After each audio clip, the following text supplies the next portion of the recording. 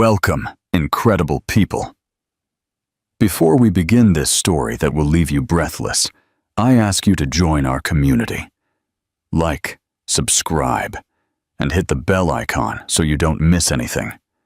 Now, get ready for a tale that will make you question everything you thought you knew about betrayal and power. A sudden stop in the city. The late afternoon sun cast a golden glow over the busy streets of Park Avenue, reflecting off the clean glass of buildings and imported cars. Inside his black BMW, Liam Hayes moved with the calculated confidence of someone accustomed to controlling his own destiny. That day, every detail had been carefully planned. The most expensive jewel in the city, the impeccably tailored Italian suit, and the rehearsed speech for the marriage proposal the press was eagerly awaiting. On the passenger seat, the small blue velvet box seemed to pulse with the promise of a perfect future.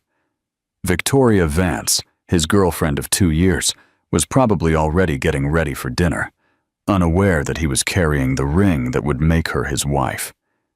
The world saw them as a magazine cover couple, and Liam, until that moment, saw no reason to disagree. But then, at a red light on Madison Avenue, something shattered the rehearsed perfection. A discreet movement on the sidewalk caught his attention.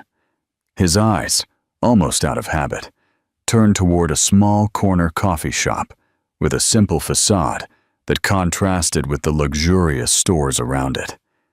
It was there, through the window, that he saw her. Isabella Carter. Time seemed to slow down. She looked different. Her hair was in a messy bun, a simple apron over a light blouse, and a faint smile as she wiped a table. But it was her, the woman who, 3 years ago, had been both his anchor and his downfall. The woman he loved with an almost terrifying intensity, and who he lost to his pride. Liam barely had time to process the shock before his eyes shifted to a corner of the coffee shop. 2 little girls were playing on a colorful rug, surrounded by small wooden toys. They must have been maybe 3 years old, and when one of them looked up to laugh at something the other said, Liam felt the ground open beneath his feet. The smile, the shape of the face, the arched eyebrow, the same expression he made when he smiled. The air grew heavy. He gripped the steering wheel as if it were the only thing keeping him upright. Isabella, who had seemed calm until then, noticed the gaze from outside and froze. The cloth she held fell to the floor, and for a second, there were no customers, no street, no sound, only 2 gazes trapped in an unfinished past. The traffic light turned green. Horns began to blare behind him, impatient, but Liam didn't move. Something held him anchored to that moment, unable to simply move on. Every beat of his heart brought with it an avalanche of memories. Her touch, their fights, the last time they saw each other. And now, those girls. Inside him, a phrase formed with the clarity of a gunshot. "They are mine." And for the first time, Liam realized that perhaps the entire life he had built could collapse under a single unspoken truth. The car behind him honked again, this time more aggressively. But Liam remained motionless. It was as if the sound of the street had been muffled by an invisible pane of glass. He could only see Isabella and the 2 girls. The entire world was reduced to that simple, devastating scene. His breathing became shallow. The air seemed too heavy to enter his lungs. They could be my daughters.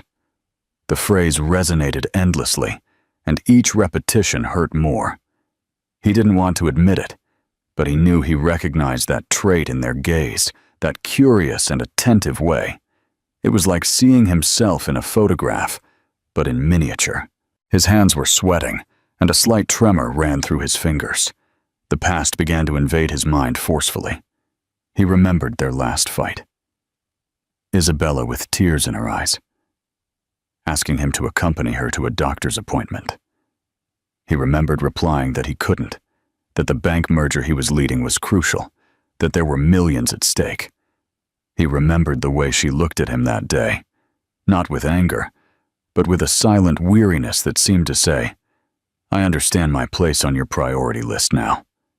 And then she left, without screaming, without drama. She just disappeared. He, too proud and busy, didn't go looking for her.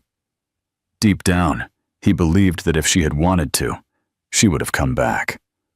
Now, seeing those girls, he understood what she had carried alone, and what he had never bothered to find out. Isabella, inside the cafe, also seemed paralyzed. She didn't come closer. She didn't smile. She didn't greet him. She just stared at him with a mixture of surprise and protection. Yes, that was it. Protection. As if, even after 3 years, she still felt she needed to stand between him and something valuable. And that something now had faces, names, and laughter. Liam realized his body was leaning forward, as if an instinct were pushing him toward them. But another instinct, fear, kept him glued to the car seat. He didn't know if he wanted answers or if he was afraid of receiving them.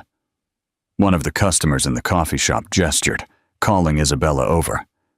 She looked away, bent down to pick up the dropped cloth, and, as if trying to end the moment, turned her back. But before she disappeared completely from his sight, Liam saw one of the girls run toward her, laughing. The traffic light turned red again, and this time, Liam didn't wait. He turned on his signal, pulled the car over a few feet ahead, and stood there, staring at the facade of the cafe. His heart was beating fast, but not with ordinary anxiety. It was something else, something deeper. It was the feeling of being at a point of no return. He knew that if he crossed that door, nothing in his life would ever be the same. But he also knew that if he left, he would be running from a truth that was already beginning to settle in like a permanent shadow. For a long minute, he remained like that, hands firm on the steering wheel, trying to gather the courage to cross the minimal distance that separated him from an unfinished past, and a future he didn't even know if he had the right to claim. The unspoken truth. The sound of the bell above the door announced his entry. A soft aroma of freshly ground coffee mixed with the sweet smell of pastries. Liam took a few steps, feeling the wooden floor creak under his impeccably shined shoes. Everything there seemed too simple for him, and, paradoxically, more real than any boardroom he had ever set foot in. Isabella was behind the counter, stacking plates. When she heard the bell, she looked up and stopped. For an instant, her expression became unreadable, as if she were searching her memory for the last time she had seen him. Then, her gaze hardened. "Liam," was all she said, in a low, almost whispered tone. He stopped in front of her, keeping his eyes fixed on her face. He didn't know where to begin. He didn't know if he should ask, accuse, or simply apologize. But before he could speak, one of the girls let out a laugh in the corner, playing with her sister. The sound seemed to cut the air between them. Liam looked away and directed his gaze toward the two little ones. The braver of the two noticed the stranger and stopped playing, observing him with curiosity. His heart quickened. "Are they?" he began, but his voice failed him. He swallowed, trying to steady it. "Are they mine?" Isabella didn't answer. She remained motionless, only gripping a plate hard enough for her knuckles to turn white. The silence between them stretched, and in that silence, there was more truth than in any verbal confirmation. "Mia! Lily! Come to Mommy!" Isabella said, calling the girls softly, but without taking her eyes off him. Lily obeyed, but Mia, the more intrepid spirit, walked up to Liam. He knelt down to her level, almost without thinking, and found his own reflection in her small eyes. "Who are you?" the girl asked, with the disarming purity of a child. Liam managed a smile that was more pain than joy. Someone who, he hesitated, feeling a lump in his throat, might be very important to you. Isabella came closer and took Mia in her arms, pulling her away. The way she did it was not harsh, but it raised an invisible barrier. "I don't know what you came here for, Liam," she said firmly, "but my life is different now." He took a deep breath. "Your life, Darza?" The question hung in the air, as if the coffee itself had paused to listen. Isabella looked away, holding her daughter tightly against her chest, and Liam understood that the answers he was looking for would not come so easily. A past to confront. Liam left the coffee shop with slow, almost faltering steps. The sound of the door's bell still echoed in his mind, mixed with Isabella's sharp words and little Mia's inquisitive gaze. The street looked the same as always. Cars passing, people talking. But for him, everything had changed. It was as if he had left one world and entered another, one where his certainties were worth nothing. The evening air was colder than he remembered. He walked to his car, but didn't get in. Instead, he stood by the door, looking at his reflection in the glass. A man in an expensive suit, with well-styled hair, but with a tired and lost expression. For the first time in a long time, he didn't recognize himself in that image. "They are mine."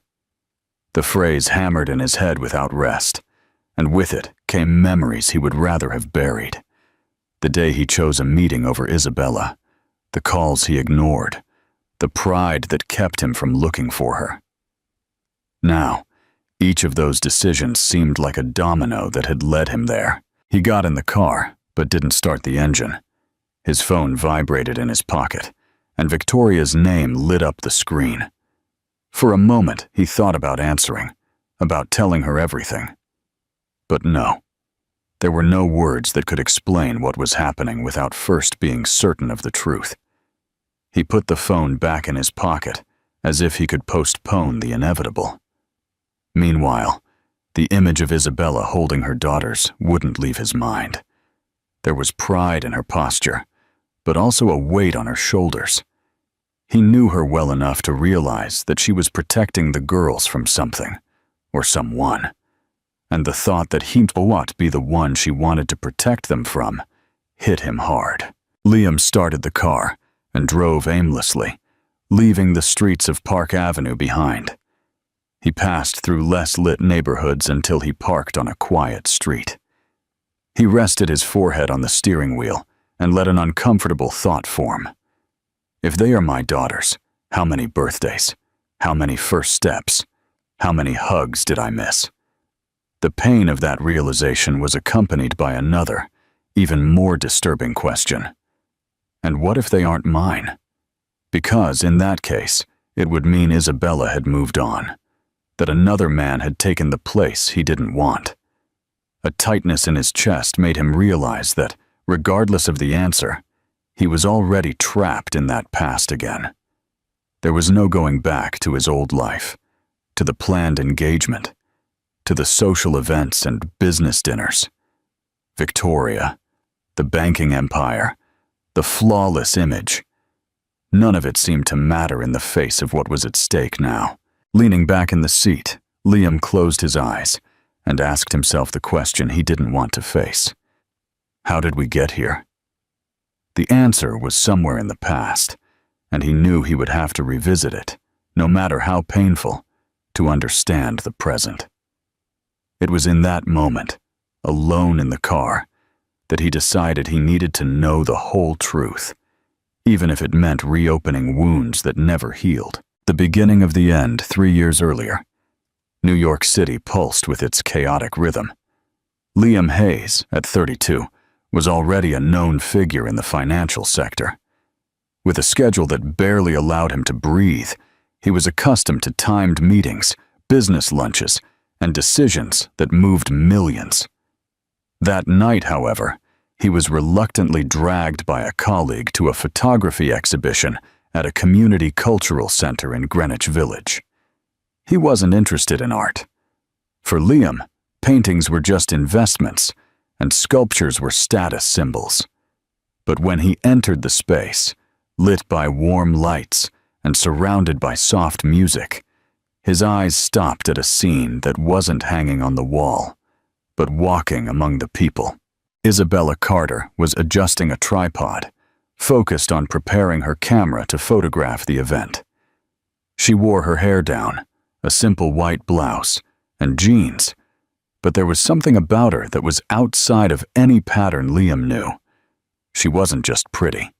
She had an energy that seemed to light up the place without asking for permission.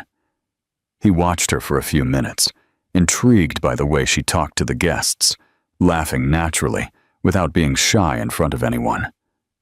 Liam, who lived surrounded by people who calculated every gesture and word, found that almost disconcerting.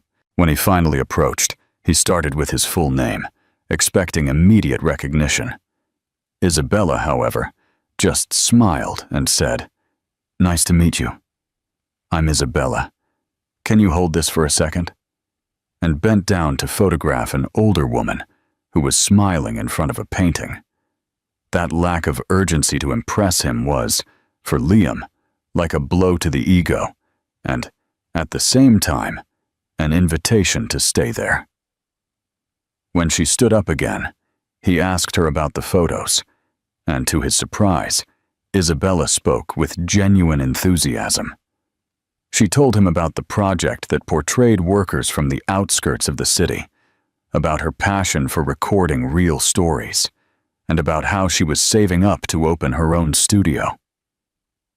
Liam realized that, for the first time in a long time, he was listening to someone talk about dreams that had nothing to do with profits or numbers, and that, to him, was something new. At the end of the night, Liam offered to give her a ride home. Isabella refused, saying she preferred to take the subway. He insisted, arguing that it would be safer, but she smiled and said, "It's not about safety. It's that I like to watch people on their way home. There's always a story happening." That phrase stuck in his mind. In that instant, Liam understood that Isabella saw the world differently. And it was precisely that difference that in the following days made him seek her out again, and that would end up being, years later, both the force that united them and the barrier that separated them. At first, everything seemed perfect. Liam, with his charm and almost unlimited resources, opened doors for Isabella that she had never imagined crossing. Dinners at Michelin-starred restaurants, unexpected trips to destinations she only knew from magazines, and expensive gifts wrapped in impeccable bows.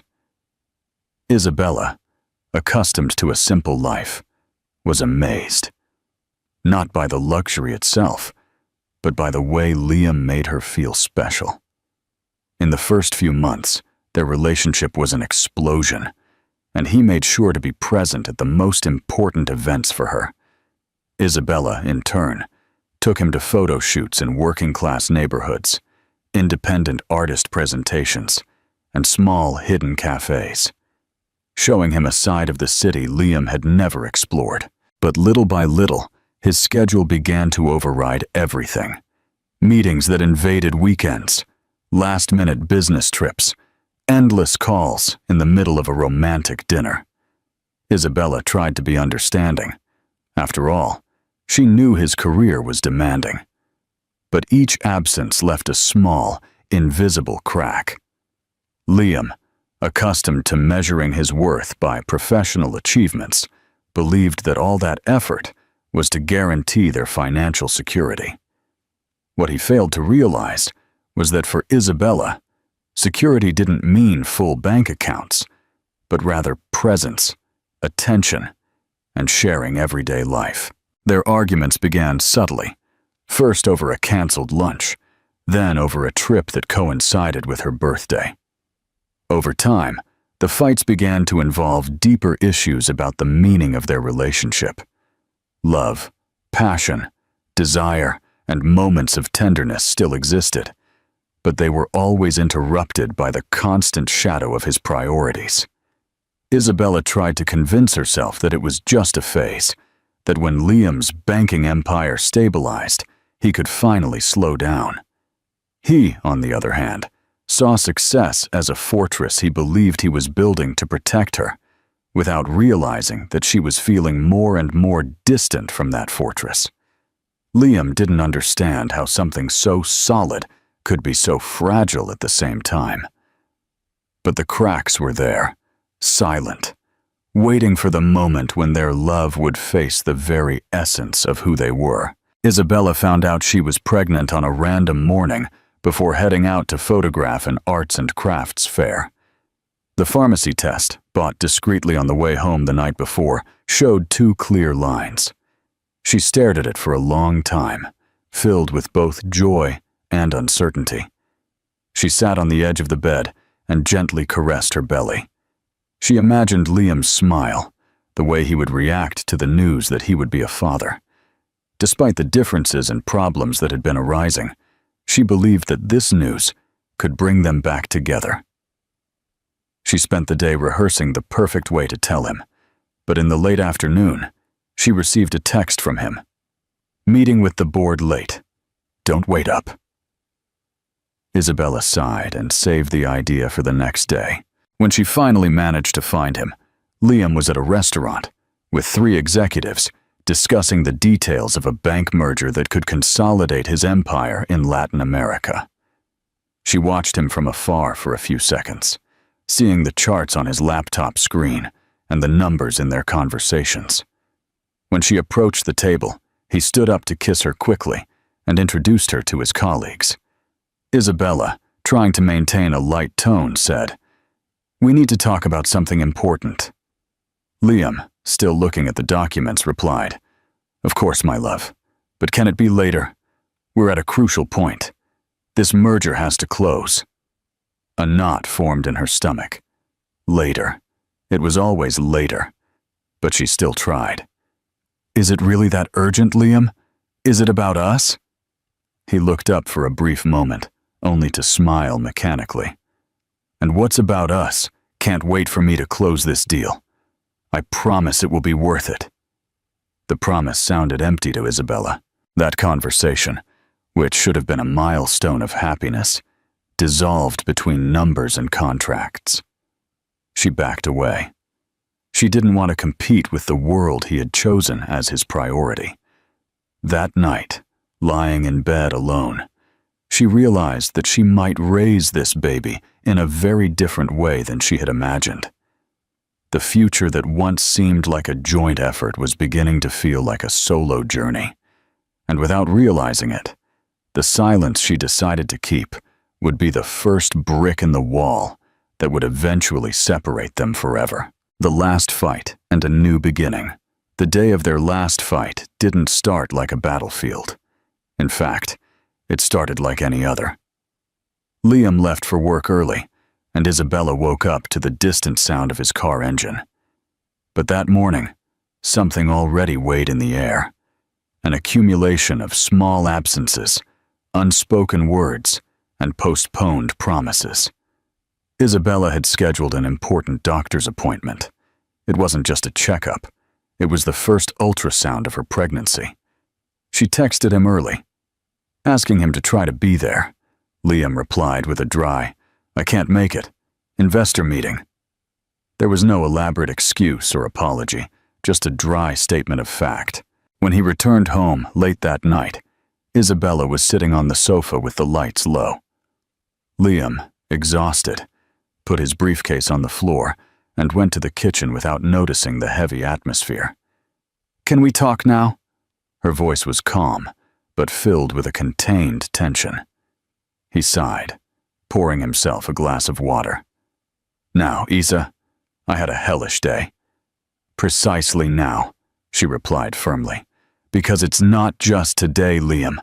It's the contracts, the mergers, and never us." He leaned against the counter, crossing his arms. "You knew from the beginning that my life was like this. I work to secure our future." "Our future?" She let out a short, bitter laugh. What kind of future is it where I spend my nights alone, holding news you don't want to hear? He frowned and slammed the glass down. Isabella stood up and picked up the envelope from the table.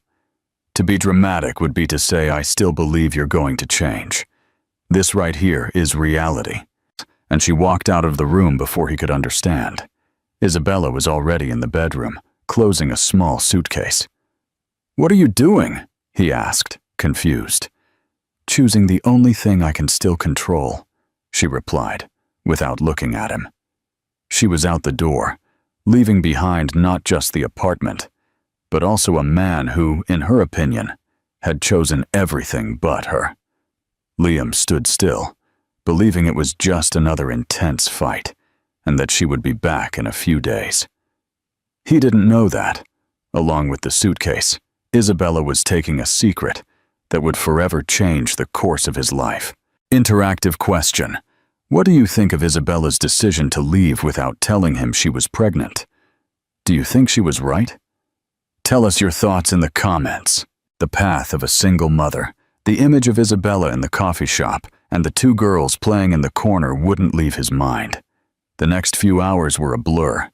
He canceled appointments, turned off his phone to avoid Victoria's calls, and locked himself in his apartment, sitting on the living room sofa, replaying every detail of that unexpected encounter. Early the next morning, he decided he needed answers. He wasn't going to show up at the coffee shop again, but he could find out more through other means.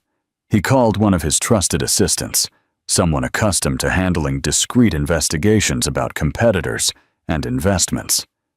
"I need you to find out everything you can about Isabella Carter, her address, financial situation, work history, and, if possible, about the girls." His voice was firm, but the assistant noticed an unusual hesitation. "I need her not to find out." The information began to arrive in a few hours. Isabella lived in a small apartment on the outskirts of the city, in a modest but well-kept building. She worked 2 shifts, morning and afternoon at the coffee shop, and at night doing freelance photo editing. There was no record of any lawsuit. Both girls had been registered only with their mother's last name, Carter. Liam stared at the printed report on the table. Why hadn't she looked for him? Why did she choose to raise 2 girls alone without asking him for a penny? Was it pride, fear, or a pure conviction that he didn't deserve to be in their lives? On an impulse, he drove to her neighborhood and watched from a distance. He saw Isabella arriving with the girls holding her hands, both laughing at something their mom was saying. There was no luxury, but there was a joy he didn't remember seeing when they were together. When Mia stumbled and fell, Liam almost got out of the car, but he stopped when he saw Isabella kneel down. There was a tenderness that squeezed his chest. Back in the car, he realized that he wasn't just dealing with the possibility of being a father, but with the certainty that he had lost years he could never get back. Every day away from them was a piece of history that wouldn't return. It was at that moment that a certainty formed he could no longer watch from afar. Isabella's life began. Even before the sun rose. The alarm would go off at 5 in the morning, and she, still groggy, would get up carefully so as not to wake the girls. She would make coffee, prepare a quick breakfast for Mia and Lily, and pack their lunches. Before 6, they were already on their way, all 3 holding hands, crossing narrow streets, and passing by neighbors who always greeted them with a smile. It was a simple neighborhood, but full of strong bonds.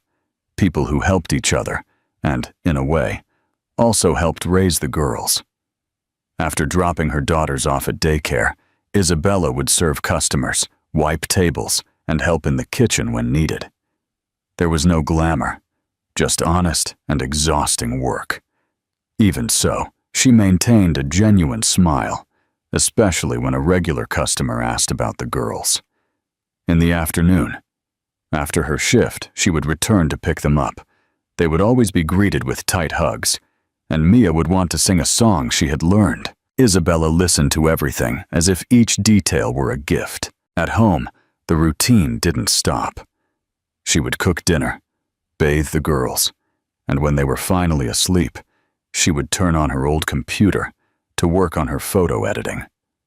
These were extra hours that ensured a little more money at the end of the month, money that went to pay the electricity bill or fix a persistent leak in the kitchen. There was no one to share the burden with. She faced nights of fever alone. Birthdays were organized with savings and improvisation. Difficult decisions were made without advice. Isabella had learned to be both a mother and a father, to be present all the time, even when her body craved rest. Despite everything, she didn't have a plan for her future. Isabella made sure of that, even if it meant giving up personal dreams, professional opportunities, or many times herself. From the outside, Liam observed parts of that routine in silence, unseen. He had never imagined Isabella in that setting. To him, she was always the independent woman with artistic projects.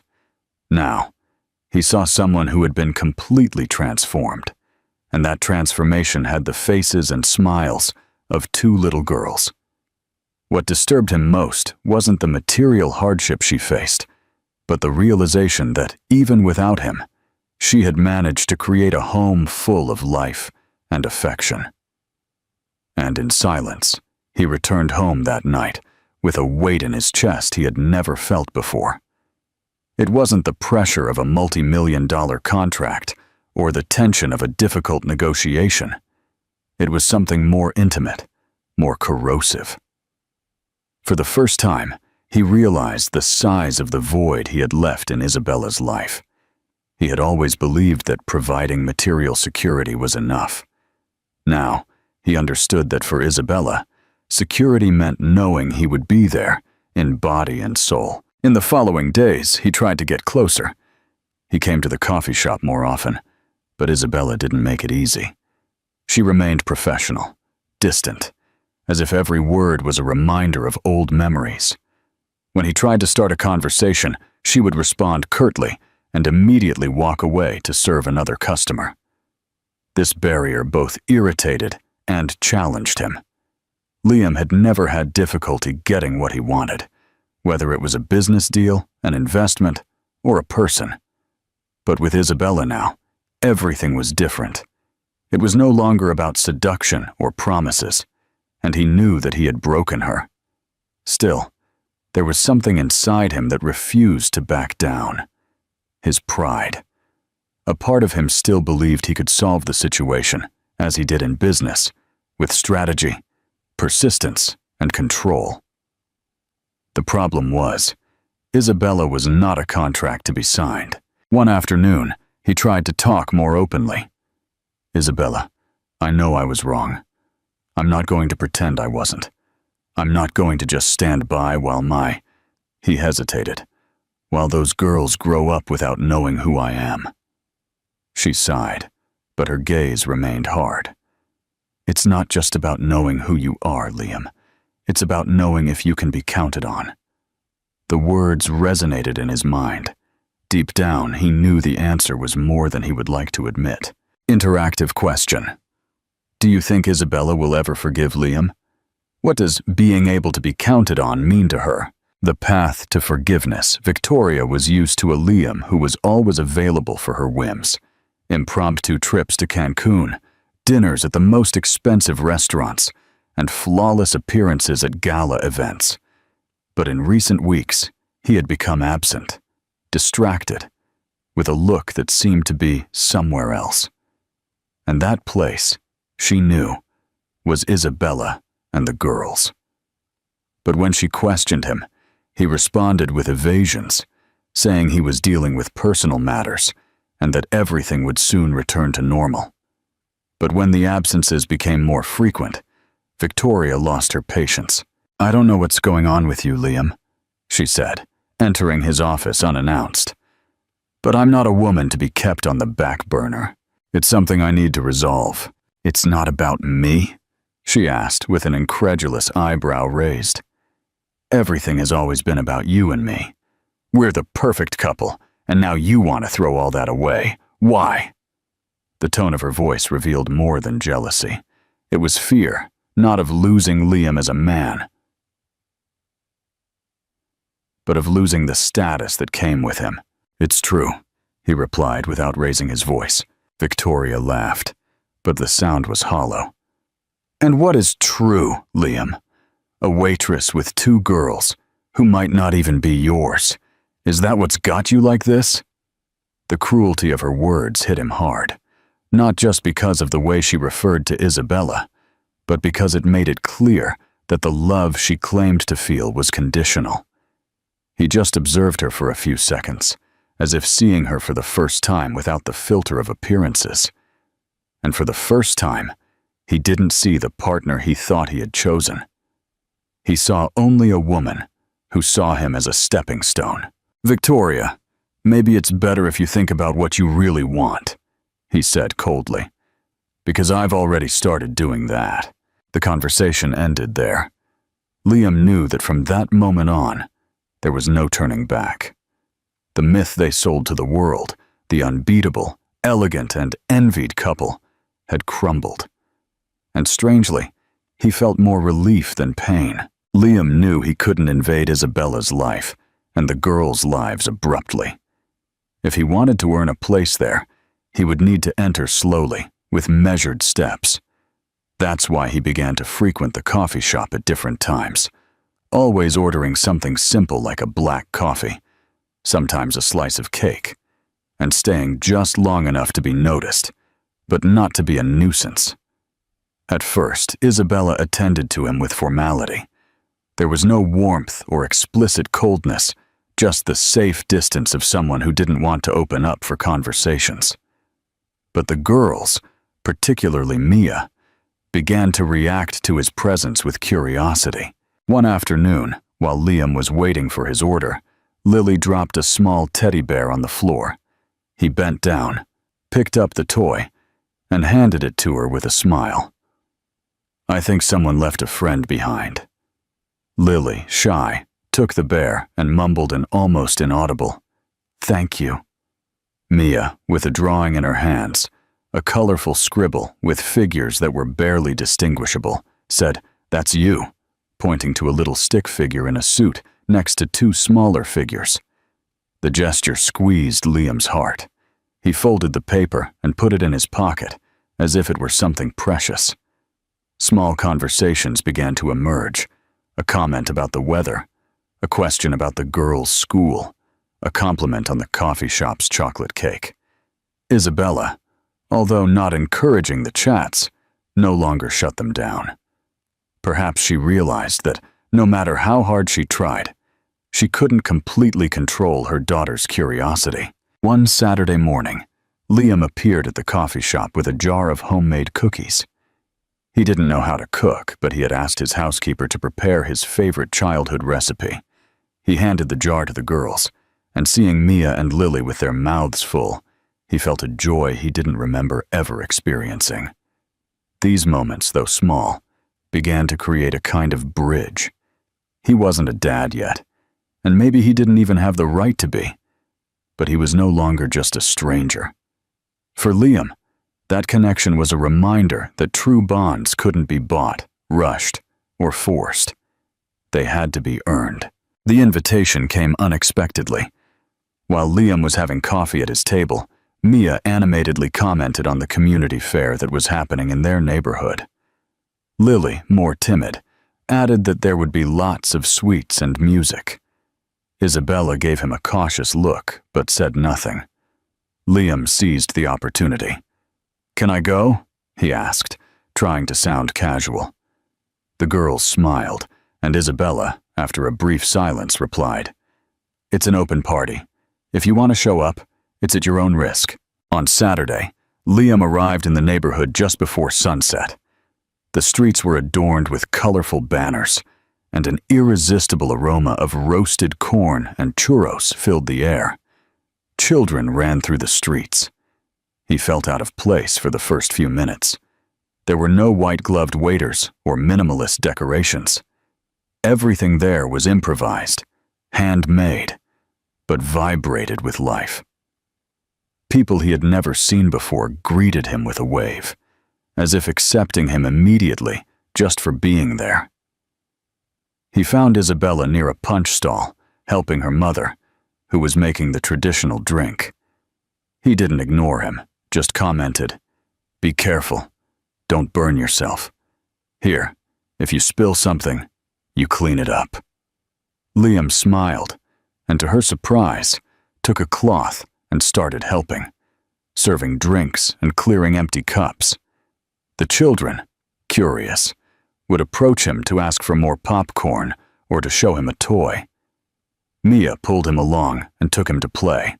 Liam felt less like a visitor and more like a part of something. The music, the informal conversations, the neighbors looking out for each other. It was a world that didn't measure value in numbers, but in gestures. When night fell, he sat in a corner with a plate of tamales, watching Isabella dance with her daughters in her arms. There was no amount of money that could buy that. It was in that instant that a simple but overwhelming thought occurred to him. Maybe the true luxury was precisely this life he had always ignored. A new family. In the days that followed the fair, Isabella was surprised to find herself replaying scenes she didn't want to admit to. Liam helping serve punch, genuinely laughing with the girls, kneeling down to tie Mia's shoelace without anyone asking him to. These were images that didn't fit the man she had known, or at least not the man she had decided to leave behind. She knew Liam was capable of grand gestures, expensive gifts, and rehearsed declarations, but what she was seeing now was different. There was no ostentation, no audience. It was simple, but his sincerity was what most confused her. At the coffee shop, he still showed up. Not every day, but enough for the girls to start waiting for him. Mia always asked if her friend would come, and Lily, though more reserved, would give a shy smile when he walked in. Isabella realized how much he had changed when Liam appeared soaking wet, without an umbrella, just to hand each of the girls a new jacket. He said he had seen the weather forecast and didn't want them to get sick. Isabella hesitated, but accepted, thanking him with a nod. He didn't stay, just left the gifts and went. This type of quiet gesture was what was slowly tearing down her walls. Still, Isabella remembered how painful it was to depend on him and end up disappointed. In a quick conversation while cleaning a table, she said, "It's no use for you to show up now as if nothing happened." He replied without arrogance, "I know what happened, and I know I caused it. I don't expect you to forget, but I can't be an outsider now." When the sincerity in his tone disarmed her for a second, but she quickly recomposed herself, like someone closing a door that was opened by mistake. It was still too soon to believe. Still, when Liam left that afternoon, Isabella realized she was smiling to herself, and that, more than any words, scared her. The fear reached its peak one late night. On the other end of the line, the coordinator of the community daycare sounded distraught. Mia had woken up with a high fever and difficulty breathing during a school camping trip. She was being taken to the hospital. Isabella's heart raced. She got dressed quickly, took Lily in her arms, who was crying, scared without understanding what was happening, and, without thinking, called Liam. She didn't really know why she did it. Maybe because at that moment, she couldn't think of anyone else who could help. He answered on the first ring. Her voice, trembling, was enough for him to grab his keys and leave without changing his clothes. He arrived at the hospital almost at the same time as they did. Without arguing, he took the lead and held Isabella's hand tightly, as if that connection was the only thing keeping her from falling apart. Lily, in her father's lap, watched the closed door with teary eyes, not understanding what was happening. The minutes felt like hours. Finally, the doctor appeared and explained that Mia had a severe bronchitis attack, worsened by the cold, and would need to be admitted. Isabella took a deep breath, feeling the tears fall as Liam put an arm around her in a protective gesture. When they were finally able to enter the room, they found Mia drowsy, connected to a nebulizer. Isabella sat next to her daughter, stroking her hair, while Liam held her little hand. For a moment, they looked at each other with the shared fear of loss. During that night, they took turns staying awake. Liam got coffee for Isabella, adjusted Lily's blanket, and even offered to sleep in the chair next to Mia's bed. There were no arguments, no resentments, no pride there. Just two parents taking care of their child. At dawn, when the doctor confirmed that Mia could go home, Isabella looked at Liam and said, "Thank you."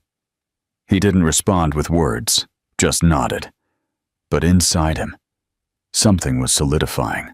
No matter what it cost, he would not be a bystander in their lives again. The morning after the hospital scare was strangely quiet. Isabella was making coffee in the kitchen while Mia rested on the sofa, still fragile. Liam stood in the doorway, feeling a weight in his chest that was not just exhaustion.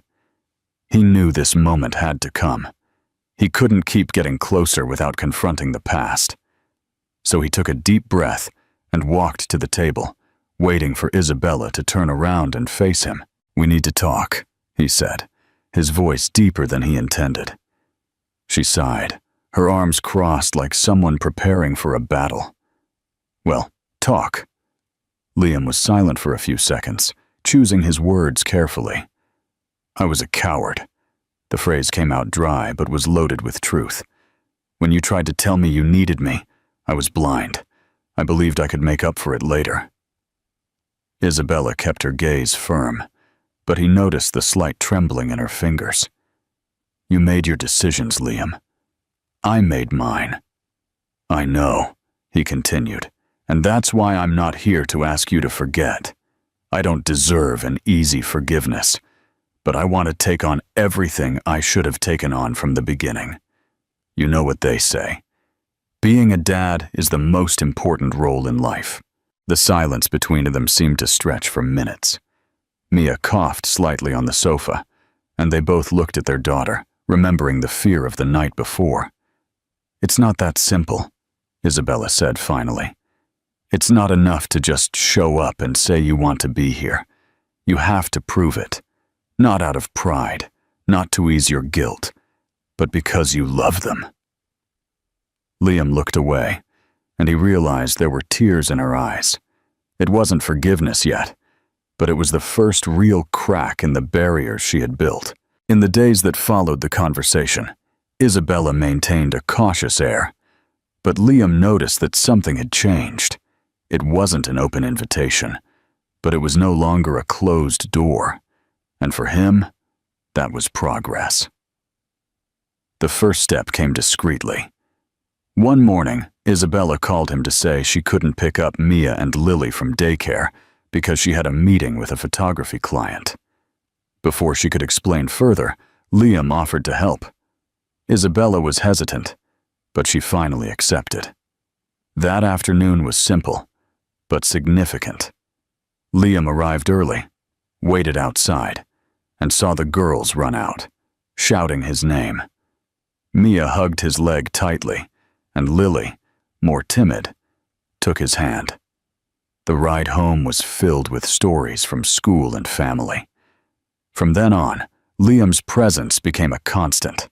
He took them to the doctor, bought them school supplies, and cooked them breakfast when he visited on weekends. Nothing grand, but always with consistency. And for Isabella, that was what really mattered. Still, she set clear boundaries. There were no public displays of affection between them, and after putting the girls to bed, Isabella and Liam would sit in the kitchen, drinking tea. The silence was no longer heavy as before. It was almost comfortable. "You've changed," she said, looking at him with a mixture of curiosity and caution. "It's not a change," he replied without hesitation. "It's who I was supposed to be from the beginning." The conversation ended there, but there was a quiet understanding that a new chapter had begun. Little by little, the moments of the four of them together began to feel natural. Walks in the park, movie nights at home, grocery trips. Things Liam would never have imagined doing before, but which were now his most cherished moments. He knew he didn't have her forgiveness yet, but he had something that, for him, was just as valuable. Her trust. A story of second chances 6 months later, the transformation in Liam and Isabella's lives was visible to those who knew them, and more importantly, to themselves. There was no rush, no empty promises, just a slow and consistent building of something that this time had deep roots. It was Liam who proposed marriage, not in a luxurious restaurant or on a special Saturday, but while they were walking through the park where they used to take the girls. They were sitting on the grass, watching Mia and Lily chase butterflies, when he pulled a small box from his pocket. "Isabella," he said in a serene voice, "I've wasted a lot of time trying to be the man the world expected. Now, I just want to be the man you all need. Will you marry me?" She looked at him with an expression that mixed surprise, emotion, and slight disbelief. Then, she smiled in a way he hadn't seen in years and replied, "Yes, but only because you still dance worse than anyone I know." The wedding was held right there, weeks later, in the same park. There were no magazine photographers or high society guests, just close friends and neighbors who had become part of this new life. Mia and Lily carried the rings on a simple lace pillow, laughing all the time. Isabella wore a simple dress that seemed made for her, and Liam a suit without a tie. The setting was a sunny afternoon, with the sound of trees swaying in the wind and the distant singing of children playing. When the justice of the peace arrived for the ceremony, Liam felt that he was not signing a contract, but a living commitment to be present, to listen, to protect, to love. Isabella, as she took his hand, knew there was no guarantee of perfection, but there was a certainty of effort. After the ceremony, everyone shared an improvised picnic of homemade bread and other treats. Liam sat at the wooden table, looking at Mia and Lily, now 8 years old, chatting animatedly about a school project. Isabella walked through the kitchen, putting away the girls' backpacks, and the sound of laughter filled the air in a way that no boardroom of his old life could offer. He had done it with what truly mattered. And looking at his daughters, Liam thought about how dangerously close he had come to losing everything, not due to bad luck, but to decisions that, in the past, he believed were the right ones. The coffee shop, Cafe of Memories, was no longer just a small place in Park Avenue.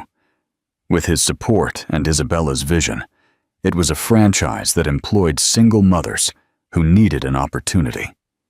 Each branch had the essence of the first, with a children's corner and a warm atmosphere that welcomed stories of overcoming adversity.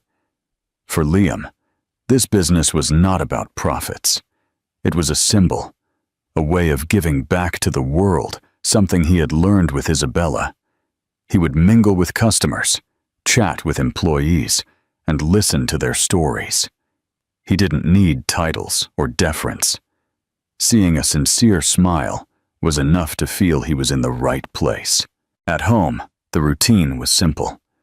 He would take the girls to school, help Isabella with her photography projects, and on Saturday nights, they would just watch a movie together, things he would have considered a waste of time before, but which were now his most precious moments.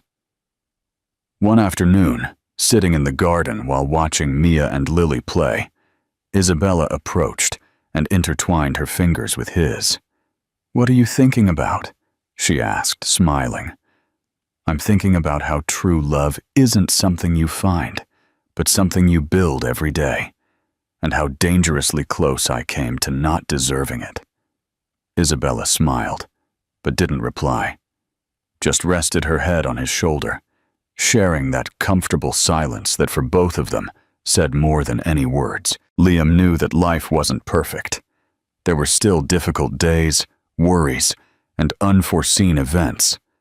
But deep down, he understood that he had finally found his home. He invited you to leave your opinion about this incredible story in the comments. If you liked it, share it, and subscribe to the channel to support our work. Another story is appearing on your screen that will probably also move you, so don't miss it.